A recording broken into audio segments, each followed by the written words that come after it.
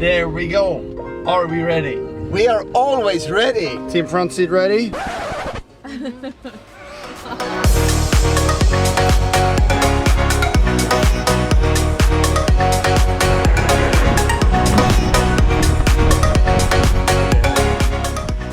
you recording me? I'm recording. You look great. I didn't know you were filming today. We're filming today. You get to be in the vlog. Then I had done my hair more properly.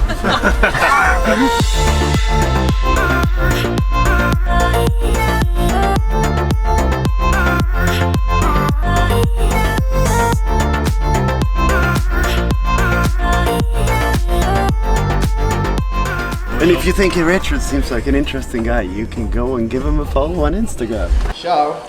Ciao. So, welcome to today's vlog, and today is a special vlog. It is the first sit-down interview I do with interesting people that I meet. And who better to start with than the man who currently has the most amount of listens to the Framgångspodden. It's one of the biggest pods in Sweden, where they interview Sweden's most interesting people. And considering my guest today has the most views, I'm considering him the most interesting man in Sweden. So we say welcome to Mr. RICKARD. Thank you. How was that intro for a first? Just in Sweden, you said. Well, most interesting in Sweden. Quite possibly in more areas. Yeah. Okay.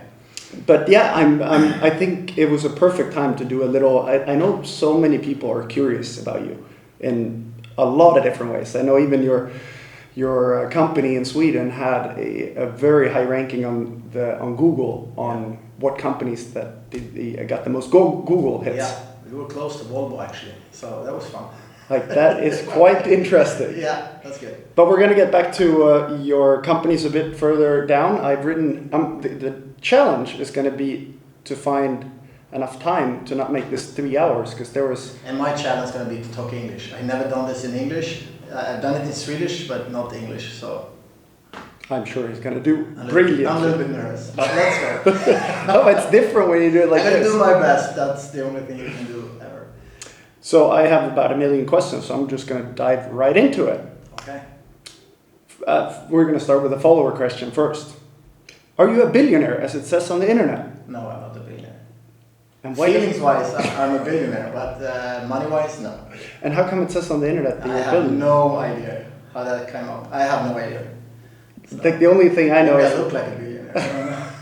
No, but I remember seeing that one article in a newspaper. Yeah, and we were in Monaco, I think. Yeah, I think so. Yeah. And it stated And it was bad timing because it was like 3 days before we went to Colombia and built a school, so it was not like super good. To announce that. No, I'm not a billionaire. No, it's a lot of things on the internet that's not true. On my Wikipedia page it says I always dreamed about being a stuntman, which has 0% truth, but it's out there. Yeah. So I guess I know that's a popular question. So are you a millionaire? I heard. Actually, I don't like to talk about money and the amount of money, but I have, so I can live a good life. Yeah, for sure. Yeah. But I'm not a billionaire, but yeah, of course I'm a millionaire because and we're talking Swedish crown here. Yeah. I know that when you do these things, you're supposed to talk about money. I hate talking about money, but I'm trying to play my role here. But yeah, so those money questions out of the way. Yeah. I think we should dive straight to your work history. Okay. Like, where did you start? What did you do in order to get to where you are? And yeah, I mean, it's a lot of things. Today? Yeah. Wow. And we only have 45 minutes. And yeah, and also sort of we can take it from school years to where you are now. Okay, when I was in school, I was actually not good at school at all, and I didn't like to go to school. I always, when I started 8 o'clock in the morning, I was like looking at that big watch in the school and like, I hope it ends soon because I want to go home and do stuff. And I always took everything I could see apart and see how it works and definitely not get them together again. But yeah, and I had a hard time reading, hard time writing, I still have. So I know that's going to be a big problem for me in the future. I think I was like 13, 14 years old when I know this is going to be a big problem because I couldn't get it right. I could read something that was totally different in my head compared to what it said. So Actually, I started to see, and I don't know why, it's like making people happy. It's going to make me happy. So I'm starting, my father had a small company that was in painting business, and I started to paint, not in his company, in another company, but I started at his company when I was 18 years old. So, and I have a lot of ideas, I always have, and I always think and overthink, and how can we do this better? We like everything, how can we do this better? So after a few years he was like, oh, okay, I can't do this because you want to be so many employees. I have it in my head, I have to be 100, that's a good number, and I have to be in the biggest room of the owner painting company, and yeah. And how old were you when you figured that 100 people was? I think I was like really early, but I like said it probably when I was 25, 24. So, and I started saying it to myself, I'm going to be 100, that's the goal. So it started, and I bought my dad out because he didn't believe in this. And it was really a really hard time in Sweden. There was like not much work to do, and all the competition was like super strong. So I have to do this better and the rest of the people, and I have no education, I have nothing, but I know how to make people happy. So I started to make people happy.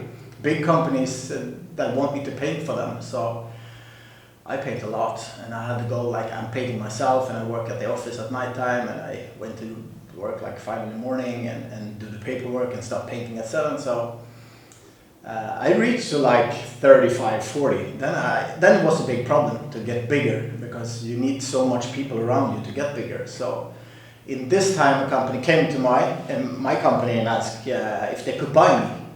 And I was like, wow, someone wants to buy my company, so I have done something good. So I was like, okay, thanks, sounds really good. And they gave me an offer. And I said, I'm going to sleep on this and we can meet up. And at night I was like, maybe I should buy them. They are like 40, then I'm close to 100. So I went back to them and actually bought that company. So I reached 100 quite fast. So how surprised were you when they, or how surprised were they when you asked? There was like totally silence around the table. They were like, what? And I said, now you can go home and sleep and think on this, because I don't want to sell, I want to buy. And we have to make this work, of course, money-wise, and we did. So it was really good, and I learned a lot because the company grew so fast. I learned that you have to surround yourself with really good people. That's one of the biggest problems with companies, I think. Okay. You have to always, when you do a deal with someone, whatever it is, even if it's a bad one, when you see it's a bad one, you have to pay, or you have to do that everything is right. Even if it's a bad business, then you get the reputation, we can do business with him. So it started there. And in this so the painting company was the first company? The painting company was the first, but in the same time I was like, there's a lot of windows in Stockholm, like everywhere, it's windows in every houses, and I was like, why don't I start a company that's renovate windows? I think it could be really big, probably Stockholm's biggest. And I talked to people and they said, no, this is not going to work because people are going to change the window and they're going to renovate them. And I said, why? No, we build a big factory. So I started this company like 91 or something. Oh, it's that old? Yeah. I didn't even know that. Yeah, and I came in the same position with that company. It was hard to grow. And I met a guy, we were working together with like painting companies, and he had another painting company, and we would start talking. And I said, you have also renovating windows. Let's put them together and be the biggest in Stockholm, and we do this really good. So we did, like 10 years ago. We built one of the biggest, best factory in Stockholm. So again, good people. Yeah. That journey is super fun. I'm still 27% owner of that company. And yeah, it's super fun. So that was the second one with the windows. With the windows, yeah. And while I'm doing the painting and the windows, I'm still in like the same type of business, of course. I was like, we were out and all the project was, someone was leading all the projects. And I was like, wow, they are not good at this, big projects. So I got this idea, maybe I should start a project company. So I started a little bit with that, and I started to talk to clients like, I can take care of all of this, not just painting, like the building, the electricity, like everything. And they were, wow, that's really good, because you're doing good with your painting company. So I started with that in 2007, I think. No, 2005, yeah. And the first year I was like having, what do you call it, omsättning? Turnover for like 100 million Swedish crown in 1 year. And I was like, wow, I have to get more people around me. So I did, and now I'm starting to work like 14 hours every day. And I just have to say, when we started this, we talked about money. I have never money in focus. My focus is to deliver what I'm saying I'm going to deliver. Yeah. And I met so many young people. They want to get rich. They want to get have nice cars, big boats, and I think their focus are on these things. Focus on other things, and the money will come for sure. Yeah, we talk about that quite a bit. Like, if you just sort of figure out how to do whatever you're doing in the best possible way, and that is your passion, everything else will most likely follow. Yeah. I mean, it's the same with the vlogs for us. We never focused on how to make the most money. We try to make the best videos, and I think that, I mean, everyone that we know especially down here, whoever sort of succeeded well, always was passionate about what they did. Yeah. And I think you have to plan for a long time, not for like, you see people making money quite fast, but is it 1% of all the people that, and you see them? Because, and I don't really don't look at that, it's fun. Congratulations, you did it, but no, it's not. They always say it's hard work. Yeah, it's hard work, but I say more, it's passion for what you are doing. And it's I think the process of building and creating something is the most fun part. Like seeing what parts can we improve. And I mean, now with Center Mile this morning, I wrote 20 new things I thought of, how can we improve this? And I think, because I further down I have a question like, if you give one tip, what would that be? And that sounds like, that's the tip. Be good at one or two things for a start, one thing, and do it really good, and don't think for 1 second it's going to go fast. You have to prove yourself, you have to prove that you're good at it, and you have to see in long terms. Then you're going to succeed. But if you're in it for money, I produce this, or I'm going to do this to make a lot of money, you're probably not going to make a lot of money. Our chances are small. Very small, if you ask me. Yeah. No, but I think that's a great tip, to focus on what you're doing instead of what comes after. Because I think if you were an athlete who's focusing on making money, probably wouldn't work very well. But if you went skiing because you enjoy skiing, chances to make money skiing is a lot bigger. For sure. And do you know how many people you employed on the very peak in all companies together? Oh, with the people working for me, it's several hundreds. But in 2006, it went into a big crash, and that was the biggest lesson for me, because everything went quite smooth until 2006, and I put all my money in that company I bought, the painting company, and I put all my money in this project company and the window company. So I was like not having so much money. I was waiting for it to come, and I'm not always like think I have this, and I have to. I'm like, let's go, let's do it.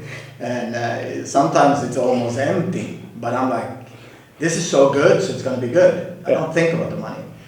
And then I had a couple of years was really hard. I worked like 7 days a week, every day. So when Philip was small, I hardly even see him. He was like sleeping all the time when I was home. So, but was my biggest lesson, because after that I started to hold a little bit more in my money. Not like, okay, let's go. I was more like, okay, this could happen. Something could happen that I can't do anything about. Yeah. So, yeah. So that kind of leads into one of the questions, and that was, did you feel like you at some point had to sort of sacrifice family time in order to build a business? Oh yeah, a lot, yeah. Especially for Michaela and Janni when they were small, and Isaac and Philip. Not Isaac so much, but Philip absolutely. Yeah, I did.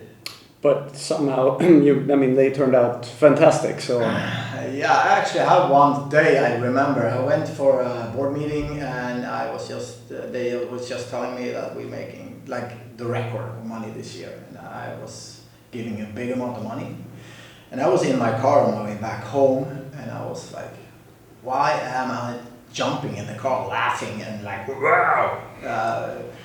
And I think at that point was the most important thing, and it was like, wow, I'm missing the kids, and I have to like start changing focus. Yeah. And I actually did the day after. I called the board meeting again, and they were like, what? And I said, okay, I'm gonna put my time on my family instead. Yeah. That sounds like it should be sort of easy to realize, but I think whenever we do things, we're very, very similar in a lot of ways. And when we do things, it's like 100%. And sometimes I think you have to realize by yourself that you need to change, and it doesn't matter what anyone else says. No.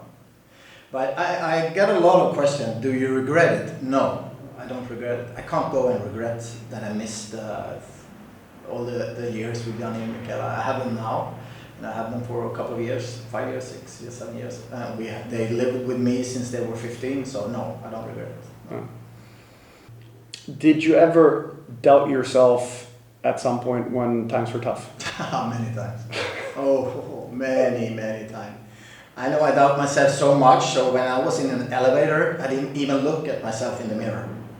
I don't even want to see myself, because I was like, what have you done?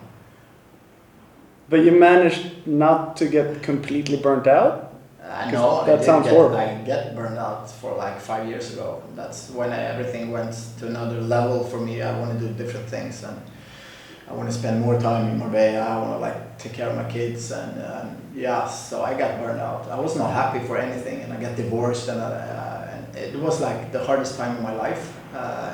Not only get divorced, it was like I can't be with my kids now that I'm like telling myself you have to change, and in the same time I got divorced, so it was tough to not have the kids all the time. Yeah, even if they were sleeping, they were with me when I was married. Yeah. Even if I worked a lot, came home and they were in bed, they were with me. But yeah, that was a hard time. At that point, I definitely understand that it's not money that's going to make me happy. And what would you say are the things that you did and changed that made you sort of come out of that? I have a lot of, I was, in my work, it's like a little bit old business. You go out with your clients, you drink, you eat quite a lot, maybe like 3 times a week, not to get the work. Maybe you go there for thanks for the work, or I want to introduce myself and you do it in a restaurant, and I start drinking too much, not like getting drunk and stuff like that, and then when I get divorced, it was easy for me to take a couple of glasses of wine or whiskey or something, and one day I woke up and like, no, this is not good for me, because I'm like all in or not, and I felt that I was on my way to all in, to drinking, and I have a lot of fun with it, but I can live on the memories, because the life without it is so much better. And this question comes a lot, especially if I have a restaurant here, is why don't you drink? You can have 1 glass. And no, I'm not for like 1. I'm like 0, give me 100. Yeah, all or nothing. Yeah.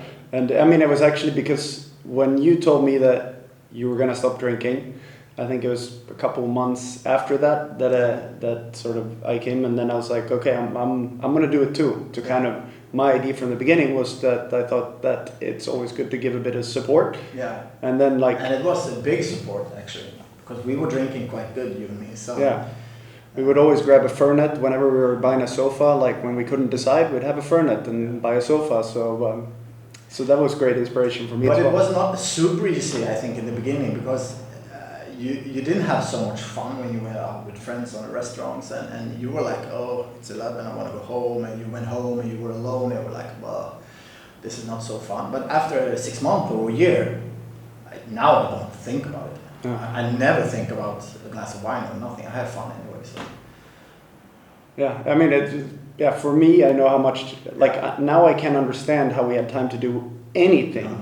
It takes so much time to drink. And, like, and it takes time to be hangover, and it takes times to plan the new things you're gonna drink and where. And no, it's not. It's not. For me, it's not good. No, I Probably feel. not for you either. So. I mean, I'm very surprised how I can actually have a glass of wine and not me more. too. I'm super surprised. I don't understand it whatsoever, and I don't even have to try to do it that way. Yeah. It's just like a glass of wine. Yeah, that's fine. Yeah. So I think the fact that you did that changed everything quite a Yeah. bit for me as well. Yeah. And But I think I never promised myself to never drink again. That's the thing. I can't promise myself things like that because then it's gonna be like. So I said, if I want to have a glass of wine, I'm gonna take a glass of wine. And now it's in April. It's gonna be 5 years. I haven't. is it 5 years? Yeah, 5 years. It's 4 here.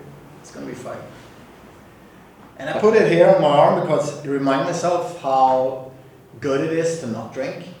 Because it's especially if you're not happy. That's the worst thing you can drink, I think. Because I was drinking to get sleep. I was like feeling alone. It was not good. You have not succeeded with your marriage. There was a lot of things. And when I had a few glasses of wine, this like disappeared. Yeah. But the day after, it will hit you again for sure. It comes back. Yeah, it comes back. So I burned myself out totally, actually. So, Yeah.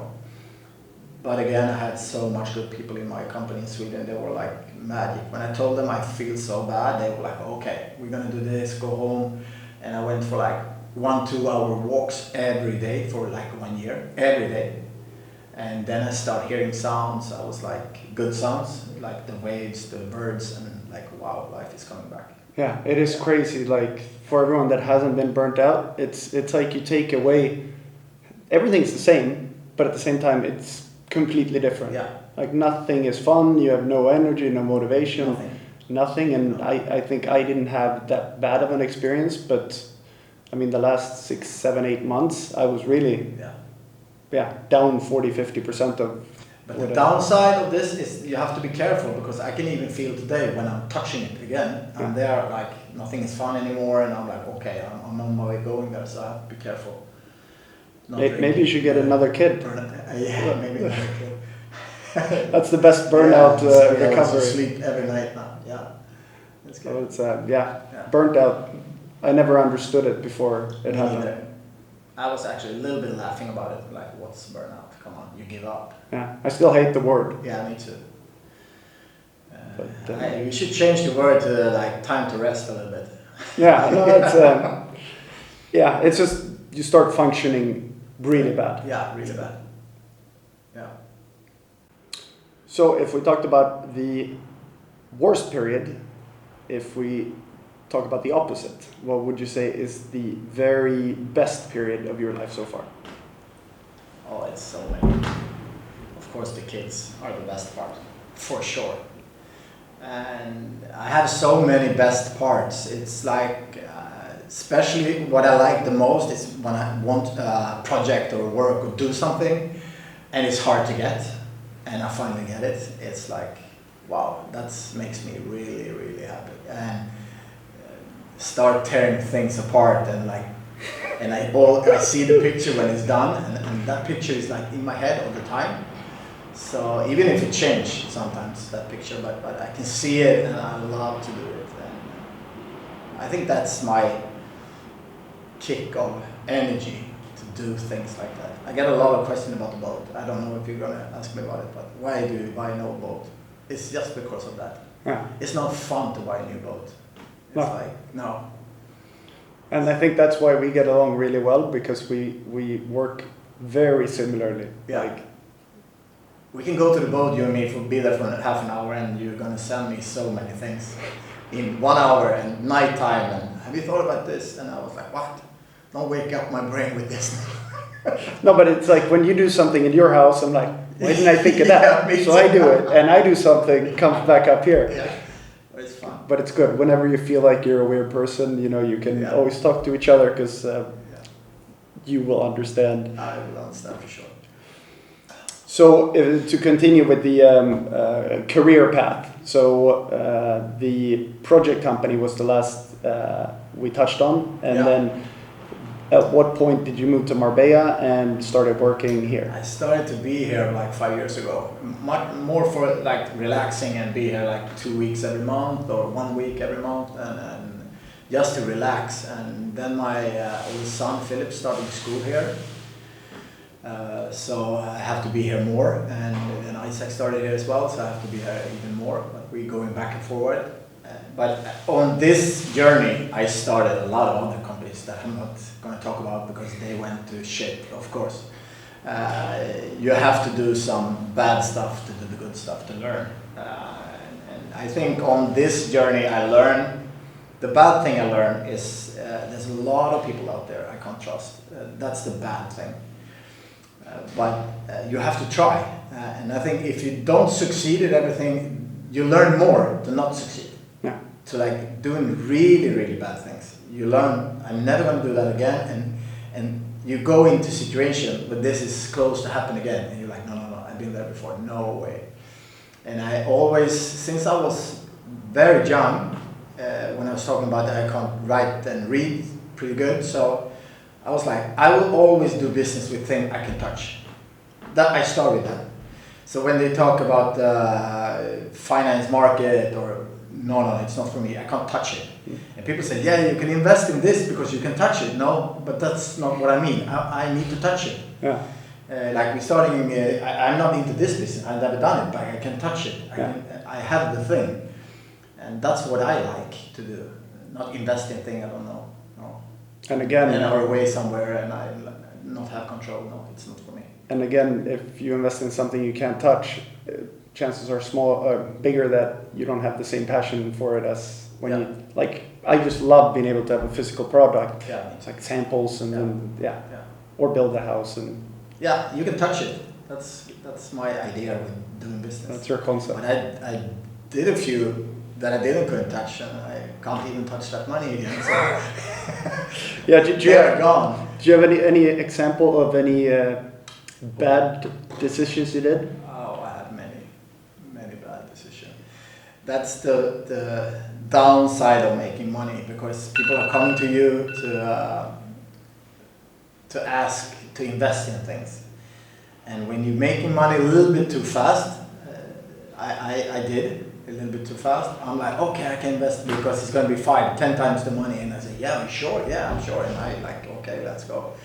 And I was like into coffee business, I was into vodka business, and I was, it's many. We can have one vlog with bad business. So, but I learned a lot. I learned definitely when people calling me and ask me, I can say no directly. Before I was like, yeah, let me think about it. And what did you say? 10 times the money in 1 year? And I was like, yeah, sounds good. But no. I say good luck. Do it yourself. Yeah. And at one point, did you start doing the work with the apartments and these things down here? It didn't took me so long. I got bored down here to do nothing. I worked out. I lived healthy. I was like, okay, but I have to do something. So I started a little bit, small things, and then it's getting bigger and bigger. And I got this friend I have from Sweden. We started this company together after 1 year or something. So that was the Fast Invest company, that buying, renovate and selling, and do it a little bit different than people down here. That's the thing. So. And I think we've managed to get all the projects, well, at least most of them that lasted for a longer time in. Yeah. But now and then of course Senormal. And then we started 2 years ago, Okko, the restaurant, in Lebanese. I can touch the food, so I'm still in touching business. I have no idea about restaurant, but I have a couple of friends here that want me to join them, and it's turned out to be really good. It's a really good restaurant, and it's super fun. And then with this guy, we were talking, one of the owners in Okko, we were talking about starting a company down here that we now did, Home Run Brokers, to sell villas. And why did I do that? It's because I'm buying so much and selling so much, and I can see that it doesn't work so good with things like this. So our idea was to we started to, the idea from the beginning was to start selling exclusive villas only, and we want to do the procedure. I can't tell you everything because it's a little bit of a secret how we're going to do it. Otherwise, a lot of agencies are going to start with the same down here. But I think they have a lot of people down here is really good. But very many. You can come to Spain and be an agent with no license, nothing. So it's quite a jungle down here. Yeah, I mean, and you also have the experience because you met a lot of people buying, and yeah. Even with our experience, when we bought our house, the real estate agent couldn't even tell us where the borderlines of the plot was, and yeah, we knew more from asking around than what the actual real estate agent knew. Yeah. So it started there, and it's quite fun to start business because when me and Eric started this idea, we wanted to rent an office, and then we met Norma Frank, another agency down here that sells more apartments and do some investment, and people can invest, and so it ended up in like we're doing this together because we don't want to be like only with villas, and I'm not an agent, I cannot go around and sell villas, but I can make sure that it's going to be good for the clients to buy it. And again, if you're going to do something, you have to do it real good. Otherwise, you don't need to do it. No. So we're going to do this really, really good. Yeah. Yeah. I mean, like I just your office to start with. Like they have the office down at Los Naranjos, in the top of the tower, and the best possible views. The best possible views. And the office looked fantastic to start with, and then he told me about the renovation cost, and I'm like, are you completely mad? Because it's already fantastic, but all the way or nothing. It has to be the best. For me, the best. It's different for another one with another type of economy, of course, but for me, it has to be the best. And what I think is fun with all the type of business, like this, starting this down here at the agency, is like you meet people and then it turns out to be something different, what you had in mind in the beginning. So this is going to be super fun to do. This is my latest one. This takes time, Senegal, of course. But to run this together with the family is like a dream, and it's so fun because it's the same. We almost never talk about money. Of course, we need to talk about money, what we buy it for and sell it for, but no. That's like Richard's only goal is to break even. So whatever we bought products for, to sell that's all. And make the clients happy. Yeah. And I have a saying, like everybody around the table when you do business has to be equal happy or equal sad. Yeah. I don't like when one people is happy and all the rest is not happy. Or all the rest is happy and I'm not happy. That's not, I can say, okay, thanks for this business, I'm out, no more. That's super important. But I think a lot of people get angry at each other because they are focused on the money. Yeah. So, and in short terms, you have to look long. And then I think what works really well with Cinermal as well is that we complement each other's skills quite well. Because I remember when I started to start businesses, I started them with people that had the same knowledge that I did, and we completely lacked another knowledge. Yeah. So I think that is, a very good tip as well, that if you partner with someone, it's good if you have a different skill set.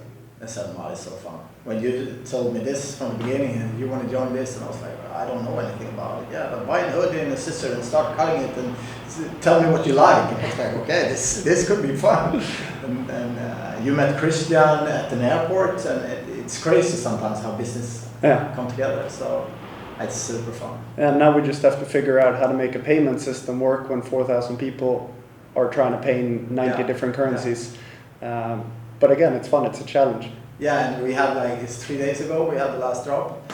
And there's we have one page we can see how much we sell for. And then I'm sitting, I don't look at that. I look at the Instagram and see if they have any complaints. Because I don't want people to be sad. So that's more important, for me it is. Do you want to hear my latest idea on one way to figure out the amount, the crazy amount of traffic we have at launches?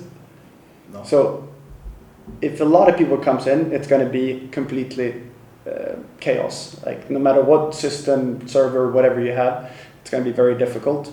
So I thought of the idea, what if you at 6 p.m. give out 4 riddles? And when you figure out the riddles, that gives you a number. And then you type in the code and you get access. So then you spread the time that people enter. Yeah. Maybe not the best of ideas, but these are the things we like to think about. But I really love to work with you because you have the same idea of the quality of the things we produce, and it's not producing cheap things, and we spend more time talking about the quality than the money about it. So I really love it. Yeah. It's fun. And I ordered a courier for tomorrow to come pick up a couple items of mine and send it to a customer who was super unlucky. And I he's think going to be lucky. That's good. Yeah, no, but everyone, as you say, should be happy. Yeah. And then I wrote down a couple things here that I find extremely interesting. Is this a question from you or from? No, these are things that I know that I don't think a lot of people know. Okay, wow.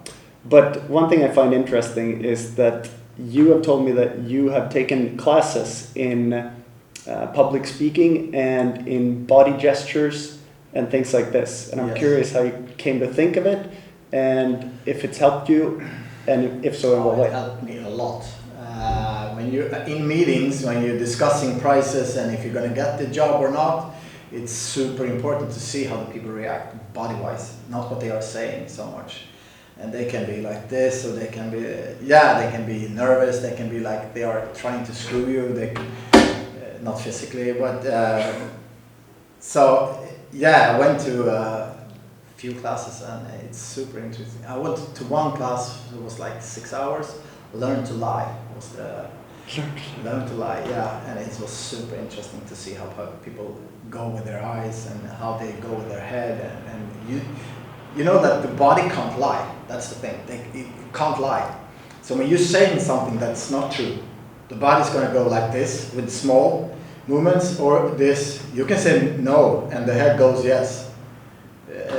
Yes. And if you start learning to look at this, it's so interesting. But I always get the question, how if your girl is interested in you, can you see that too? No, I can't see that. So they all are. You have to tell me. No, but ever since you told me, like, if I stand like this, I think you said that. It could mean a lot when you stand like this. It could mean that you don't agree or that you feel insecure. It doesn't mean that you're going to lie. But it's not. So my goal, if I go to a room and we're going to negotiate with something and I see that someone is like this, my goal is to make him or her open up her hands. And when I see the hands coming, I know she's getting to trust me. She's starting to trust me. And that's, when you're sitting there, it's like, wow, I'm getting to her or him. Because it's starting to relax. And when you feel relaxed, you start definitely telling the truth. And you have to be like organized in your head, because when you're like this, you're probably your brain going like this. And what's happening? Who is this guy? What he wants? And then when you see this, and I can see, now they are relaxing, nice. And do I use it myself? Of course I do. I try to look. No, but I mean it's great because you might not be skeptical, but it's. And if you get uncomfortable and if you start telling lies, you usually start taking on your face or doing. I do this quite a bit. You do weird stuff with your hands because your hands starting to feel uncomfortable when you're lying. So it's super interesting to see. And then this is even more fun to use on your kids. Yeah. That's good. I should take these classes as well. Philip cannot watch this today. He's going to start standing like a. You also have a chessboard in your boardrooms and also everywhere chessboard. Yeah. Because I think you have to think like you're playing chess with everything in life. If I move this, what's going to happen? Before you move it, not just move it, because then you're going to be checkmate soon. So that's just a reminder. I'm not good at chess, but I'm good at living like I'm playing chess. Yeah. So that's super important. I have it in Sweden, I have it here, I have it like everywhere. And every time I see it, I remind myself to like, what happens if I do this? That's smart. Yeah, I think it's smart. Another very interesting thing you told me that I want to bring up is you told me you checked the availability on architects, building barracks, and general building supply in order to get a hint on where the economy is going, if it's a lot of buildings going on or if it's on its way up and down. Yeah. Did you figure that out yourself or did someone? No, because I figured it out because I was actually many years ago when the painting business was going down and all the economy was going down, it was like a lot of architects went out of work. And I was like, and when I was building a villa in Sweden, I needed help. And I was trying to find an architect. And I couldn't find anyone because they have so much work. And I was like, what? Because painting business is that if the economy goes up, they stop building. So it takes like 1.5 years and we start painting. So I was like surprised. And then I started thinking, so if they have a lot of work now, it should be like I'm gonna have a lot of work in 1 year. So it's better now to start looking for good people because it's coming for sure. If an architect has tons of work, we're gonna have tons of work soon. And then I started to listen to like project companies and how it's going. I said, no, it's really slow. In 1 year I'm gonna have it slow probably. So yeah, I'm starting that to see if it goes up and down. And now I read a lot about it, just looking what's happened with steel. If the steel consumption goes down, it's probably going to be no good times in 1 year or something. And I think that this is a big part of your success, that you have the mentality of diving into the details, which when you tell me these things, they seem very obvious. Yeah. But to dig that deep and find these questions to ask, I think that's... But I'm also quite skeptic, like a person. I'm not like, yeah, let's do it, let's go for it. I'm like putting up all the bad sides directly before the good sides. So I think I'm a little bit overreacting sometimes. But I'm following a lot of things like this. And what could happen if this goes wrong? And I'm starting to like, oh, no. But I have this guy in my head that can sell me like anything. He can sell me anything. So I'm fighting with him every day because he wants me to buy a lot of things and do a lot of things. And it sounds weird, but he's like really positive guy for everything. And I know when he draw the last card, like, you're not gonna live so long, so let's do it.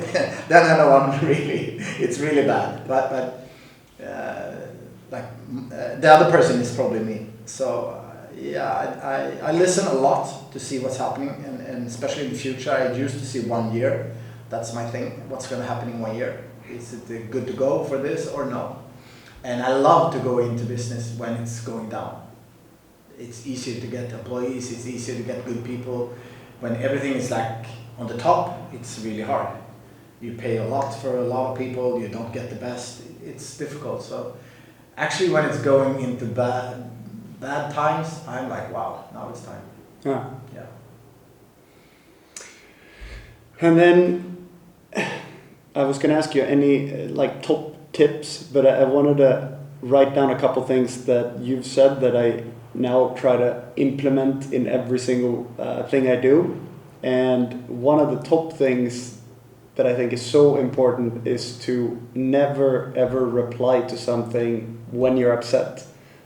I learned that many years ago, because then you replied more with words, because you didn't have phones, you didn't have like email and stuff, and when you react immediately, it could get violence, like people are like, wow, and you start screaming at each other. And I was like learning, can I get back to you tomorrow? And they were like, why? Because I'm super upset now, so I'm probably going to say stupid things in about 3 seconds. So please, can we have a meeting tomorrow at 9 so I can calm down? And I do the same with email or messenger or whatever. When people write something to me and I get really upset, I put the phone down. No, I'm not going to answer. I can even text someone, I'm not going to answer you because I'm really pissed off. Yeah, and I think it's such a smart thing. Yeah. And whenever you break that rule, you 99.9% of the time you regret that you broke it. I almost never break that rule. Almost never. I have a couple times, but I'm really trying. Yeah, you have to practice. But it's the best advice I can give in life and in business and everything, because you're so focused on what you're doing and something's coming and you're like, what? And you're trying to answer quick. And today you talk so much through text, and you read it differently what I'm saying when I'm writing it. So it's better to say like, no, I'm gonna answer this tomorrow or the day after if I'm still angry. Yeah. So, yeah. Life is too short to be angry. Yeah, but that's easier said than done to live by. No, I don't think so. You need to practice. You can't agree with everybody. And you get, the more people you meet, the more people you're going to disagree with. But if you start learning to breathe and like, okay, this was not what I expected, I'm not perfect, not at all, but we can't connect together, and then it's better to walk away, I think. But not be angry, it's not going to solve anything. But it's hard when you're very passionate about something and you're very upset. Like, I'm very good at being super angry when things are not the way I wish. For you it takes so long, so you have to work with that, because you don't get angry like this. I can be like, brr, but you take long, and when it's like 10 things happen, then you go like, brr. And I'm like, whoa. Lucky me, it hasn't happened to me yet. No, I don't get angry often, but definitely and as you say, you have a patience build I up, admire. So. And then it just snaps. Yeah. Luckily, it doesn't happen too often, but it's always something we can work on getting better at. But I've been working about angry in my head. I haven't contact with my father for like 15 years, and he acted really bad. And I can choose to go and be angry, or I can choose to live on and accept that we're not going to see each other anymore. And I think that's many people go and have this inside you and anger and asking a lot of questions. Why this happened? And I think you need to let it go. That's the thing. That's not easy, but you need to let it go. Another tip that I think is one of the best tips I've ever gotten is if you need to deliver a message, say via email, is that you taught me to never kind of write the conclusion in the beginning and then the explanation after, because if they read sort of the result of it, they will be so fired up that they will not read the rest properly. So always write your thoughts and your reasoning and end the letter with sort of the verdict. You should see me at the office sometimes. I must look like crazy. I write a letter to someone that's probably not going to be a super nice letter, and when I'm done, I walk away and I go back like this person. So I sit down and acting like this person, and I'm like, okay, I got an email from Rickard, and I'll start reading like he's probably going to read it, and then I'm like, wow, I need to change this one because he's going to be really upset, or I'm going to make him sad. So I think you can do this a couple of times, then you maybe don't need to leave the chair, but I think to see what's going to happen when he reads this, yes, and don't start with the bad news. No. Never start with the bad news. No, since you told me that, I'm like, it makes so much sense. Yeah. Because then you're upset when you read the rest. And yeah. You might not even read the rest. That's true. If you were to give any advice to a 28-year-old Rickard? Oh, wow. I will definitely say, don't look so much what other people have. Don't focus on money. Definitely don't focus on getting rich or getting this. And you can have goals, but like I want to have a big house in the future, but make it long term and start doing what you're doing good, really good.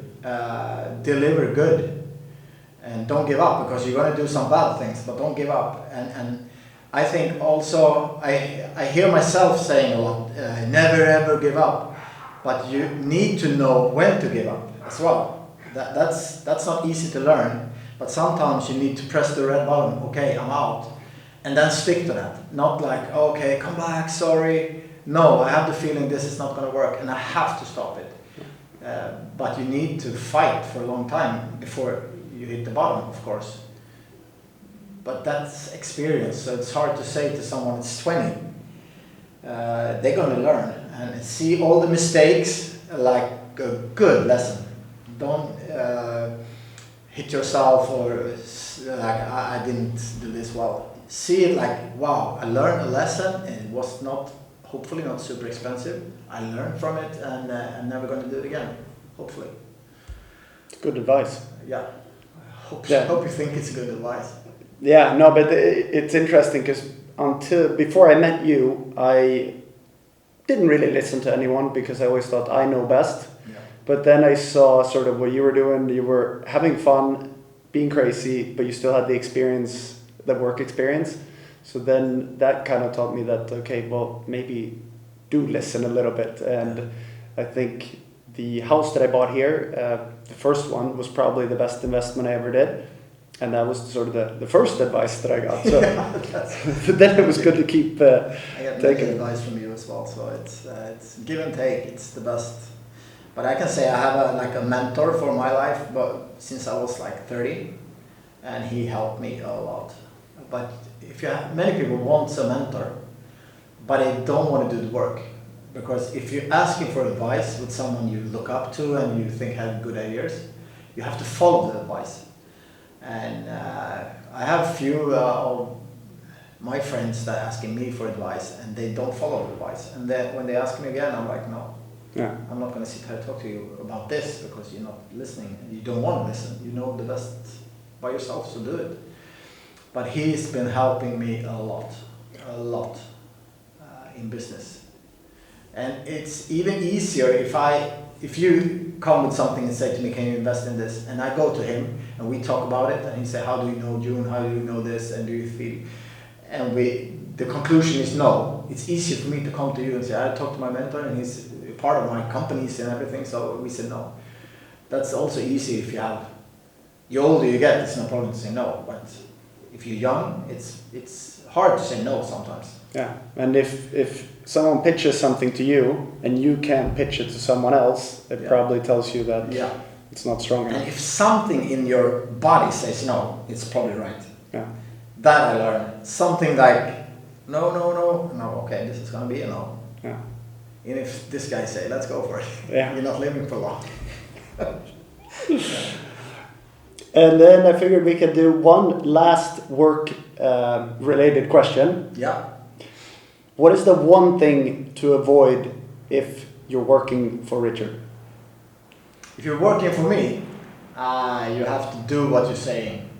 You can't change your mind or saying like, no, you have to like stick to the plan. That's super important. I don't have time for like going this way. We're going this way together. For sure. I'm getting better and better on this the older I get, but no, if you decide something, you have to stick to it. Don't come and say something else. No. Interesting. Then you're gonna the day after get a bad email. You know what I thought about when I wrote down the question? No.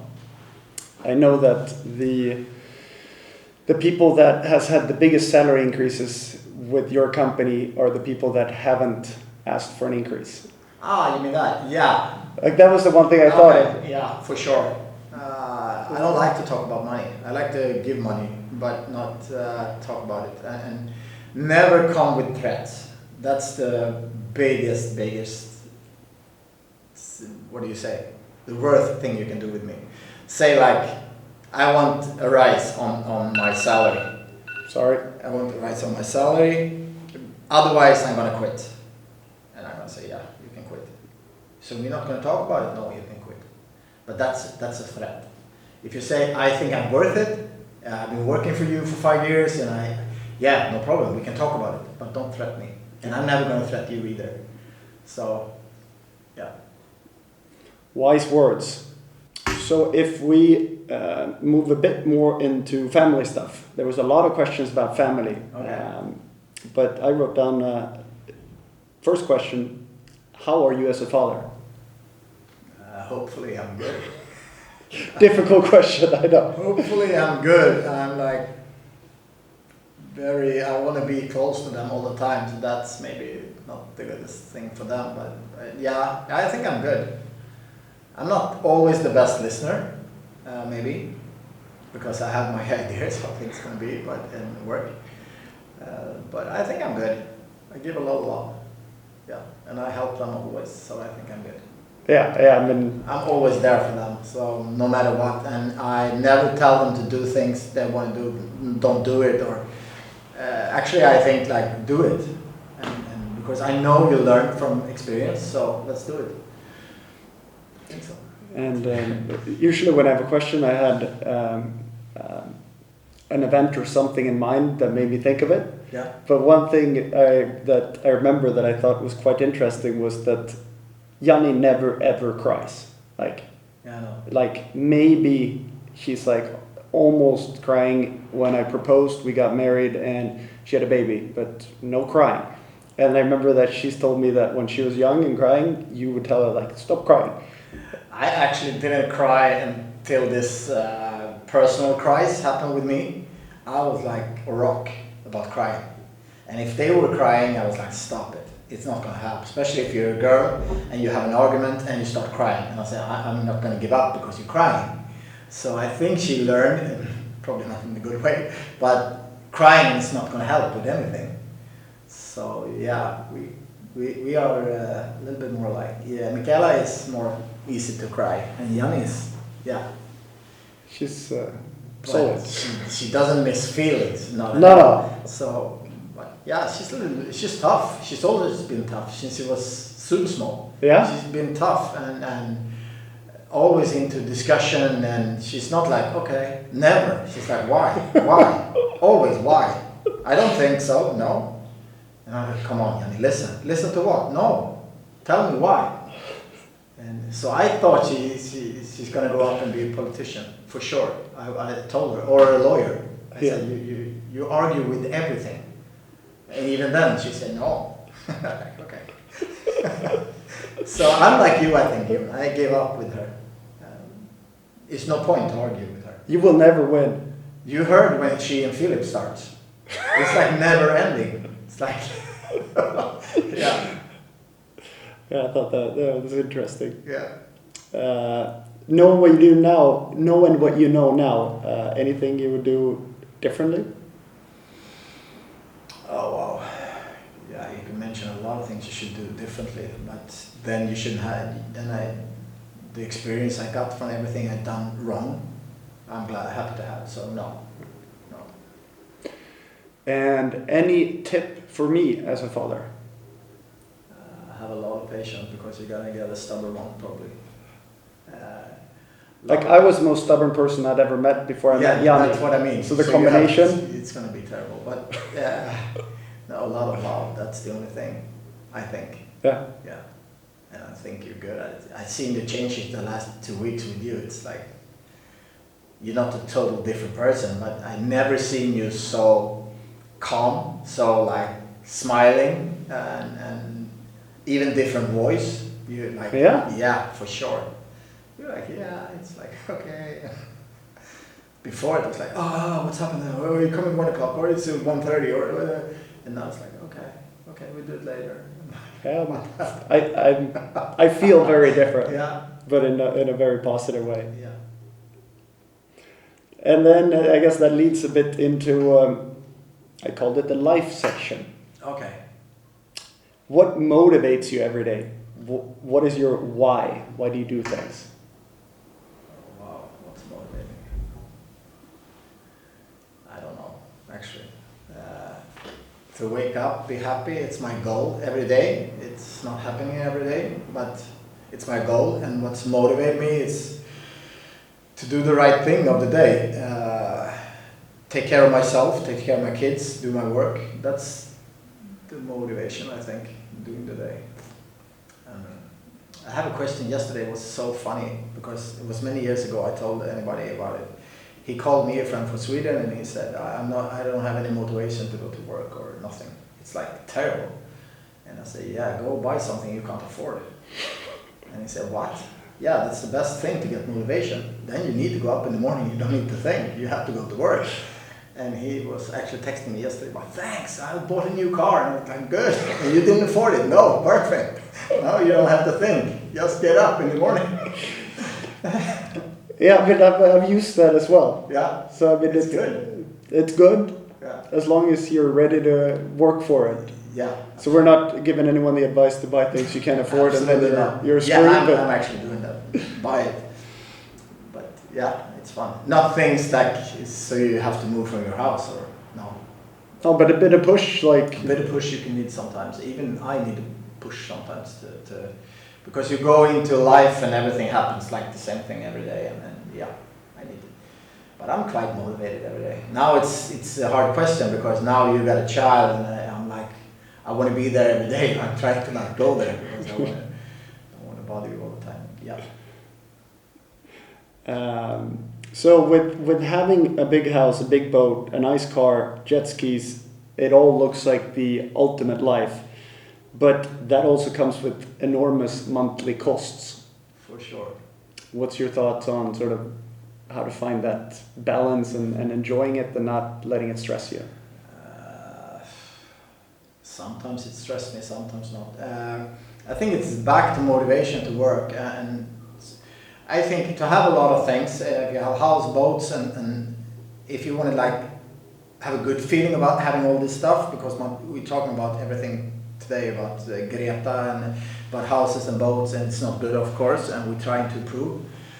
But and I'm not going to say like I'm the one of them who's doing the better world, but in the same times, a lot of people around this house, around the boat, around the car, have jobs to go to.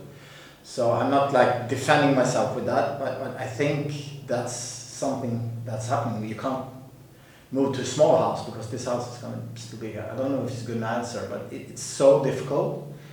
You try your best with everything, of course.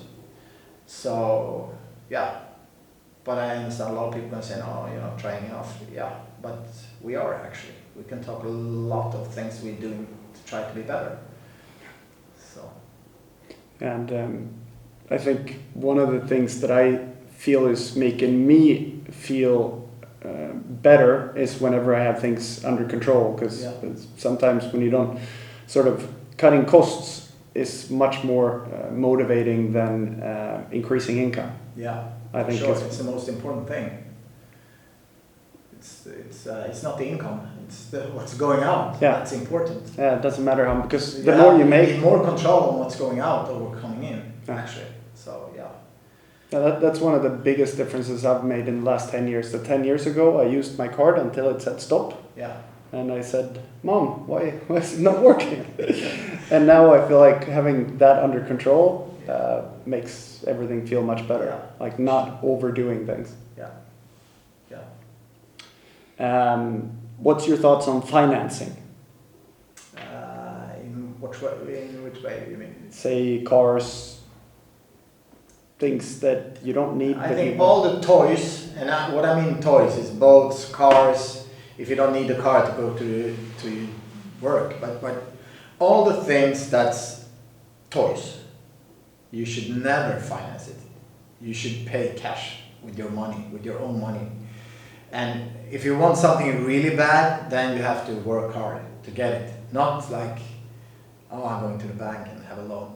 This is my opinion. Never. I think it's a great strategy. Never. Then you have to wait. It's so, the world is like built up to like people going to the bank, and this is not good. If you can't afford it, don't buy it. That's my advice. Yeah. And it's terrible how it is today. And the kids growing up today see all this stuff, and they have iPhones, iPads, good clothes, like everything, and then they're gonna start work, and it's gonna be a really hit. Yeah. So. No, I think work first, buy later. I mean, I knew the answer to that question, but I think it's such a valuable advice that I think it's important to put in there because finance your house or your apartment, of course. You need somewhere to stay, but the rest, no, big no. Big no. Yeah, because then when you're making more money, you're always kind of behind. Yeah. So always. You're never gonna get like so. You're always going to be, the bank owns your boat. How fun is it to go with a boat when your bank owns it? Or your car? I don't know. That's not me. No, I think that's a valuable lesson. We both had a lot of terrible nights and a lot of enormous sleeping issues. Any ideas on sort of what they came from? Because I think you've said that when you were younger, you fell asleep in 2 seconds. Yeah, and I slept all night. I have no idea. I've been to 2 doctors, professional ones. I tried sleeping pills for a long time. I tried pods. I tried sleeping pods. I tried like everything. We've been talking a lot about this. Now you're sleeping good, but before I could text you at 1:30 at the night and you answered right away. So we had the same problem. I don't know what it is. It's probably my brain start working really hard when I go to bed with things that I have to sort out, and I can be in bed and have no problems. I can be there just starting thinking about a new project, and I'm like, wow, I'm gonna do this, I'm gonna do this, and 2 hours later I'm still in the same thoughts, and I don't know. So if someone could help me, I appreciate to take the advice. Yeah. And I know that sort of... And not getting one more kid, that's not the advice I want. So, it does work. Yeah, it's the only thing that's worked for well. I know. 4 is enough. Sure. You should never say never, but I don't think so. So I just checked the time and I realized that this is getting really long because we have so many things to talk about, and I had a whole giant boat section. Okay. But I think we'll have to save that one for another time. But I think something that is quite interesting is the fact that you actually have a license that is quite complex. Complex. I don't know if it's complex, but I can drive big boats. Yeah. You can basically. I can drive really big boats. Not for paying person on board, but if they're not paying, I can drive big boats. Yeah. Like we're talking tank. Like yeah, we're talking big boats. Like the biggest there is. That's good. So I wanted. It's things people don't know. The fact that that you have a super license for boats. You're a very good captain. I drive them myself. So. Yeah. And what is your craziest experience on a boat? You've had a couple of adventures. I had one, that I bought from a guy he was in prison, and the boat was in Alicante in Spain, and I want to drive the boat to Sweden. That's my craziest experience. I bought the boat from some agent.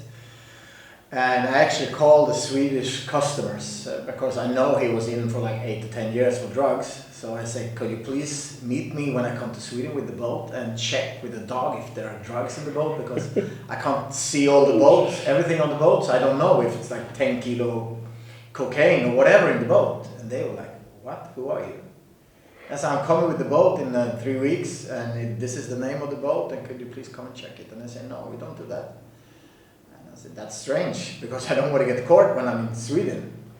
So, but they never came, and I didn't find anything. So, but that's the most weirdest boat experience, I think. And when I came to the boat to pick it up, it was like a big lock on the boat, and they came a guard with a gun and said, you have to pay for the port costs before you leave the boat. And I was like, yeah, but I pay the agency. And he said, no, you're not taking the boat. And I called this guy, can you please come with the receipt? And he said, yeah, I'm coming. And then they unlocked the boat. Typical you. That was crazy, yeah. How much money have you lost on a boat? And have you ever gained money on owning a boat? Yeah, I gained money on. I own a lot of boats. I built my first boat when I was 15, by myself actually, in Stockholm. I was like building the boat with plastic and stuff, and then I raced and competed with it. It was a race boat. I lost. Not so much actually, because usually I buy boats, I renovate them and sell them. So a couple of them, of course, I don't make a lot of money, but yeah, most of them I made money or break even. So you can actually own these type of boats without losing money if you're buying the right boat and you're doing the right things. For sure. Yeah. So if I've been involved and you don't make money on this one, then it's my fault. This one, I don't know. If we go break even, I'm happy. And the new owner is happy, so then it's going to be good. Yeah? Yeah. But it's not for sale yet. No. No, not yet. No, I remember when I met Jani, she saw me rebuilding cars and then selling pretty quickly. She's like, oh my God, you are so much like my dad. He'll spend a year rebuilding a boat. The moment it's finished, it looks great. He sells it. I think I met you for like 6 hours, and then I noticed that we are pretty the same, so it's fun. Yeah, I think it's the journey of changing something, seeing that vision, making it happen. Yeah, it's everything in life. It's like wow. Especially with houses. Especially with everything. Especially when you have the picture that this is how it's going to look, and you reach that picture. when it's going like very blurry till the picture, it's like, wow. And I always think when this is done, I'm going to be the happiest man on earth. I'm never going to sell it. I'm going to be like so happy. And when it's done, I'm like, why aren't I so super happy? It's truly the journey to the goal and to the finish line. That's fun. Yeah, I mean, it's both a blessing and a curse, because it's a blessing because it's fun to create things, but it's a curse not to be able to be good at enjoying them. Yeah, and when you're done with this, you're going to keep it for the rest of your life, and you're like talking to yourself.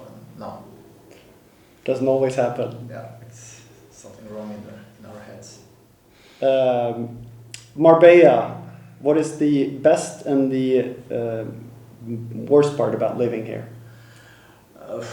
The best thing I would say it's the culture. It's like so many different cultures here that I really like. You can be whoever you want. You can dress what you like. You can. It's not. Every time I go to Sweden, I get this. Wow, almost everybody looks the same in Stockholm. And if you have white shoes in winter, you're like, who's this crazy guy? And here in Marbella, you can be whatever you want. And the weather, of course. And no, I really like. It's so many positive things to be here. It's really, really nice. The bad things is it's so many hustlers, we call it, that comes here and they want to live the life and they don't have the money and they try to like take it from other people. That's the bad side, so you get a little bit isolated. I'm like super afraid of meeting new people. That's the bad thing. And of course there's a lot of burglary and a lot of stuff that comes with people that have money, live here. That's the bad side. You have to secure yourself, the big alarms, the big dogs. That's the downside, but I think it's Marbella, it's everywhere. Yeah. But I can really say in Europe, if you ask me, it's the best place to be. For sure.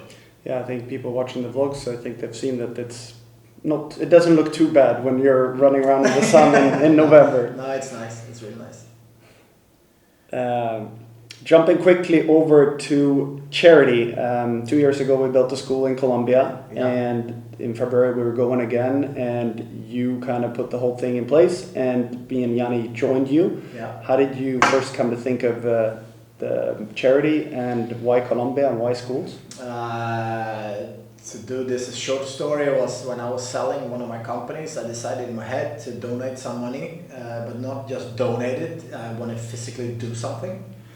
And I went all around Stockholm and asked different organizations where if I put my money here, can I see where it goes? And most of them said, no, you can't. It goes in like a big system, and I didn't like it. So I find this Ankerstiftelse. It's a Swedish stiftelse. What do you call it in English? Stiftelse? I don't know. Yeah. Charity organization. Yeah. And we start talking to them, and we did this thing was really like I couldn't imagine. I think all of us when we were there, it was crazy feeling, good feeling to help other people. Last year was the painting company went last year. We couldn't go, but this year we're going. It's going to be super exciting. We're building schools for 500 students, I think, and yeah, it's going to be fun. But the feeling inside when you do this and when you meet all these people is like it's crazy. It's a crazy feeling. I couldn't wear a watch. I feel sick when I'm driving my car when I came back from Colombia last time because we have so much and they have so little, and I was like, wow. And it was really good for my kids as well. Philip was joining us the last time, and we talk about it a lot, still talk about it. So it's going to be super excited to go there. Yeah, it would be fantastic to go. Yeah, hopefully you can join us. I know you have a newborn child and it's not super safe to go there now, especially now as things is happening in Colombia. So hopefully it will come down, and hopefully you will join us. We'll see. As long as he keeps doing what he's doing now and being a happy kid, then we're going. So we'll just keep our fingers crossed that that's the case. But it's going to be fun. It's going to be really fun. I mean, we could price back. I cut down a lot because we're at an hour and something. Now you're doing one thing you know I hate. You put the keys on the table. Sorry. I was trying to be efficient to not steal too much of your time. But I think we've managed to run through quite a bit of things that I think it'll be fun for everyone watching to see a little more of you. And do you have anything you want to say? Any advices or have I missed anything? Business-wise, have a lot of patience and learn from your mistakes. That's the best advice I can give. And don't try to go shortcuts. Getting finance for people you don't know really well, don't do it. Put down on a note what your goals are and write 10 of them. And then you look at this note every month or every day if you want. I think that's a good thing. And then you keep focus on the 10 things, because things is going to happen that you want to go this way, but try to focus. It's funny that you mentioned that, because that was one of the questions that I wrote down that I didn't get to. But the writing down the goals. Yeah, I always write it down. But I do it 4 times a year. So that's a big thing. I wrote down like 10, 15 things 4 times a year.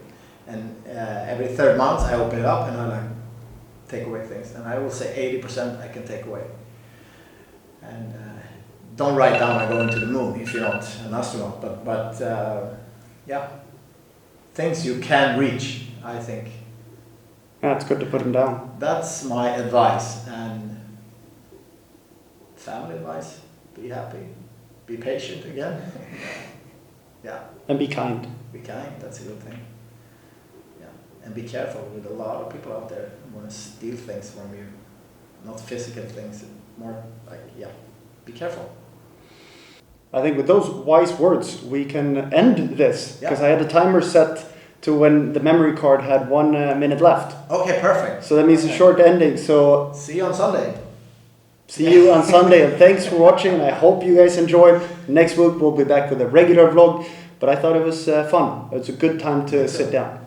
Thanks. That's good. See you. Ciao. Ciao. Ciao. And I hope you did okay for first time. This was very different setup. I feel like a proper interview. You should see the setup. It's a water bottle. Well, yeah. If we have memory. Yes, we still were 2 minutes. Here's our tripod. Yeah. And then hopefully we can mix this together well. Now I just have to figure out how to send 128 gigabytes. Cheers. Over and out. Thank you, Richard. And it's a pleasure to have fun and learn from you. It's my pleasure. Thanks. Over and out. Ciao, ciao. Ciao. And today it's a really shitty day in Marbella. There's a cloud. Ciao, ciao.